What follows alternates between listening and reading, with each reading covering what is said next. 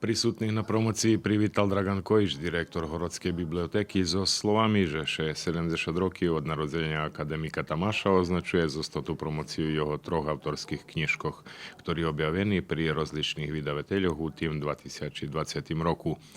O Tamášovej próznej tvorčosti knižky Trísky z veľkej duši bešedol redaktor vydavateľnej dielnosti u novinsko-vydavateľnej ústanovy Ruské slovo Mikola Šanta.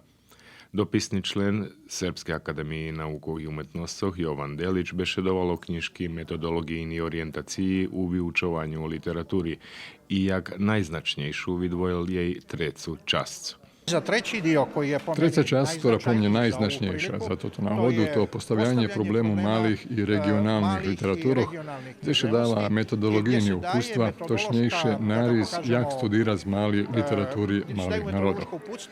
U sušnosti to predluženje tej roboty, ktorá nastala zo knižku Ruska literatura 1984 roku i predluženje čehoši co Tamáš z dobre časti už tedy okončil i vypekol je remeslo.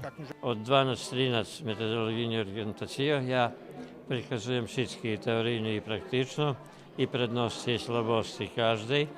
Ne preferujem ani jednu osobne, ale dúfam, že same literaturne džilotvor opredeľuje, že ktorá metodologijna orientacija najplodnejša, že by sam metod ne ochudobnil bohatstvo zmysla. Na promociji bešedované i o Tamášovej knižky Individuálna poetika Vladimíra Kirdy Bolchorvesa.